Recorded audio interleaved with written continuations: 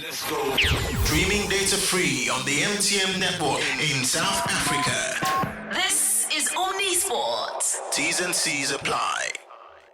The Boks will play Argentina this weekend away in Santiago. A win for the Boks will secure a first Rugby Championship since 2019. However, the major talking point since the team was announced was the absence of Siya Kolisi from the squad. Head coach Rassie Erasmus explained his absence. Siya was brought here not to play, but to be on standby if somebody gets injured, but also to help lead the team off the field whilst preparing for this important game. So it was always a plan that he wouldn't play. So the one thing we also want to do is get Siya in the coach's box, because we've got Dwayne on the side who relay the messages to Siya on the field and to the decision makers on the field, but he actually doesn't know what's happening in that coach's box. So we really want to give him a feel also how we get to a good decision, or how do we send a message down so that he understands the whole process from the coach's box to Dwayne or Andy or Anaran or Rene or Doc on this side. And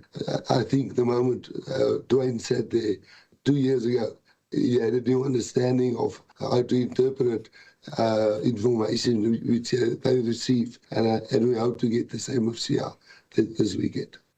Sounding a bit emotional there, Rassie. And a bit rough as well.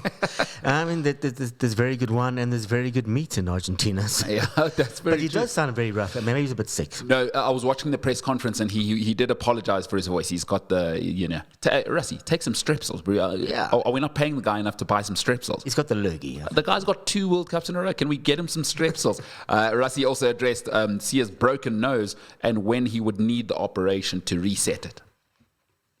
Siya, it's not a thing that it has to be reset after 2 weeks exactly, so he can still play next week at Mbulelo and then get it reset. So it's something that, it can be done after, not before 2 weeks, not longer than, I think, 4 or 6 weeks. So he's in that time frame where that will be fixed after the Mbulelo test match. Interesting for Siya to kind of cling on there because he's got to play in Mbulelo next week. I think he wants to lift the trophy with the boys. It's first championship in 5 years. I don't think he wants to miss that. And it's kind of the culmination. Because, listen, hate to say it, I don't know if he'll make the next World Cup. This might be his last big one because you never know with the Rugby Championship. Yeah, it seems that Rassie is actually going to nurse him through to the next World Cup. I think he realised the importance of the man. He's 33, and whether he's in the box or he's in the side of the field, the Springboks, Jake White took Bob Skinstad over in 2007 for 2 reasons. One, obviously, Bob was a great player coming towards the end of his career, but also his presence in the change room. It's like Skulk Brits did in 2019. That his presence in the change room, lifts younger players and brings a cohesiveness to the squad. Well, Bob Skinstad did go to Hilton College. Anybody who comes out of there is obviously the creme de la creme. We know this. We needed that leadership from that great institution. How do you know somebody went to Hilton? Well, Bob Skinstad. They'll tell you. All right. We'll quickly move on past that. Rassie also wasn't happy with Sacha Feinberg-Mngomezulu because there was a bombshell regarding the star fly half that he dropped there. And Rassie told him off. Here's what Rassie had to say about Sacha and his behavior. Sacha will only be ready for the end of year tour. He injured his knee before the first test match against All Blacks. And he played in that game. And then the Wednesday, the next week, I asked him, why are you limping? And he said, no, he injured his knee last week. I actually then wanted to pull him out of the team because he was limping. And on the field even. And that's what our players must understand. When a young guy, we have respect for everybody, but we must be honest when it comes to injuries. Nobody who's got injury who's 80% ready are better in the Springbok that has no injuries, who's 100% ready. So, Sacha is lucky that we actually won those test matches because, he gambled a bit and he's having the op now. It's a knee. I'm not sure exactly what's wrong with the knee, but it will be only ready 4.5 weeks. I kind of like that. You've got to get him in line now, There's a great saying, start how you intend to go on. So Sacha needs to understand, Chief, this is not province, this is not bishops. This is the big time here. If you're not ready to go, you're not ready to go. You're part of a bigger team than yourself. You're a great player, but there's lots of other great players. The Springboks mean more than your talent. I love that Rassie's willing to address, because a lot of coaches don't address talent like this, right? They kind of say, you know what, you're producing enough, we'll let it go. So I like this. Let's keep the standard. Absolute clarity and also absolute transparency. I remember being with the Springboks in 2007, and Jake White said, I was looking at an injury, and he said, I'm just going to ask the doctor about it. And the doctor said, no, patient and doctor privilege. So I said, Jake, he won't talk to me.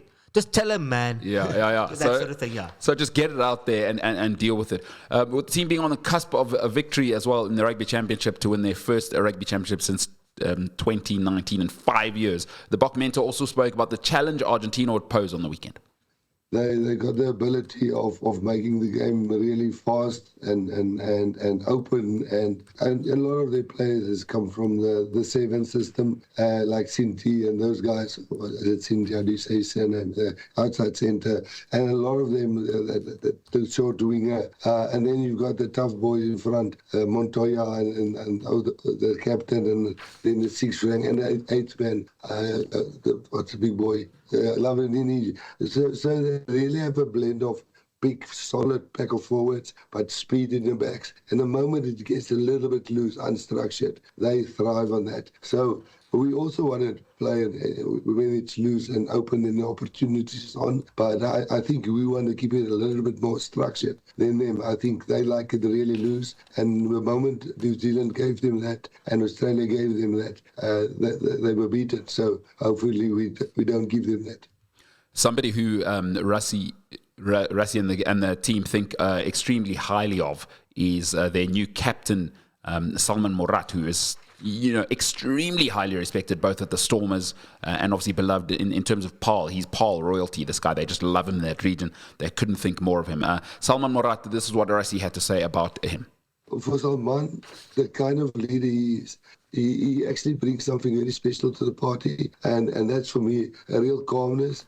He doesn't get excited, but he stays physical. He tackles really well. He defends well. He scrums well. He mauls well. He stops mauls well. He's not that dynamic in his carries, but he's really working hard at it. But with that aggression that we get from him as a front lock, we also get a calmness. And the way he talks with the referee, the way he manages the team with Polly at the back being the vice captain, it's a very mature way, and it's something that we all enjoy.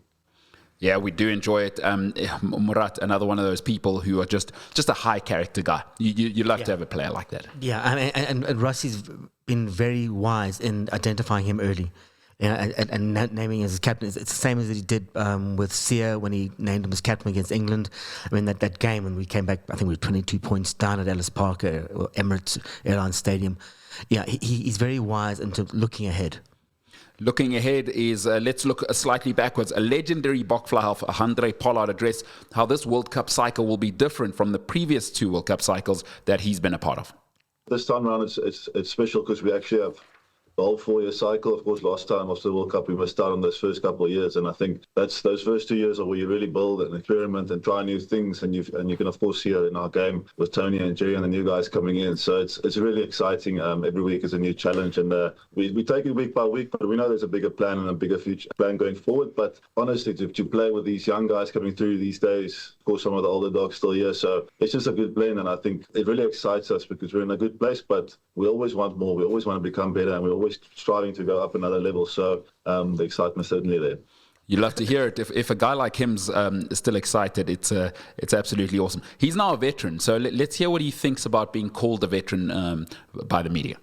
Yes, yeah, I'm not that old, but it's fun, man. It's fun. These guys are so exciting, and they're eager to learn, which is nice. And just like when we were young, guys helped us, So the good thing is there's healthy competition in the group in every single position, which is nice. But we all got the same goal, and it's always bigger than the individual. So it's nice if we can help the young guys with 1 or 2 things. Great. We're certainly learning a lot from them as well. As older guys, you got to always try and develop and stay fresh and try new things, which is nice. The new guys bring that. So, yeah, it's enjoyable, it's competitive, but it's just really good.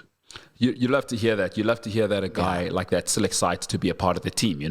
That's I think an amazing thing, because I think he's an unbelievable. What's the phrase for a player like? He's a clutch player. He's the guy you lean back on. Touche. All right, let's move on to our question of the day. That is the box setup. They will play Argentina this weekend, of course. Which team was the first team from England to win the European Cup? Which team was the first team from England to win the European Cup? We'll give that answer at the end of the show. Coming up next, we'll talk to UEFA Champions League and the football results. Listen live and on demand. Welcome to Omni Sport.